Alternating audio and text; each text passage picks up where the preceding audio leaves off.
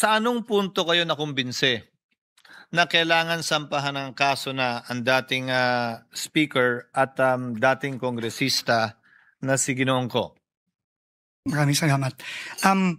Kay former Congressman Zaldico po, ito po ay unang refer na ng ICI at ng DPWH nung, kung di ako nagkakamali po, end of September or a few weeks after mabuo ang ICI, nag-refer po kami sa Ombudsman, Office of the Ombudsman ng referral to file cases on the projects in Oriental Mindoro involving SunWest Corporation. At in fact, ito din po ang unang kasong final ng Office of the Ombudsman itong nakaraang linggo sa Sandigan Bayan na kinagabasan na rin po ng warrants of arrest laban kay former Congressman Zaldico at sa iba't iba pang mga opisyales ng DPWH at ng iba pang mga private individuals. So at that point po, base sa inspeksyon na ginawa namin nung nandun po ako sa Mindoro kasama ni Governor Bons Dolor, at sa ebidensyang nakalap na ipinasa po namin sa ICI nung ito ay nabuo, dun po namin sabay na final sa Ombudsman yung referral na yun. At yun na rin nga po ang unang kasong final sa Sandigan Bayan nitong nakaraang linggo lang. Yung sa dating speaker, Mr. Secretary, kailan po ito napagpasahan? Opo, ito po ay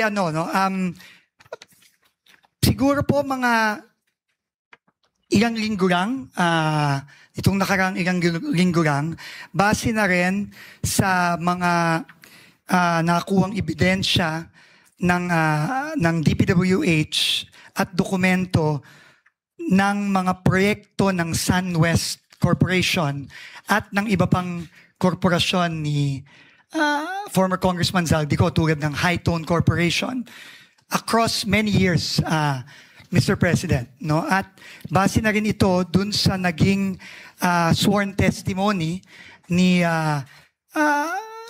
Sergeant Gutesa dito sa Senate Blue Ribbon hearing. At base po doon, sinamit po namin yon as facts sa Office of the Ombudsman kasama ng ICI, kasama na rin po nung mga interviews ng ICI kay former Speaker Romualdez, at yun po ang naging basihan nung aming mga rekomendasyon na isinumiti po namin sa Ombudsman nung Biyernes. At ang kabuang halaga po nito ay?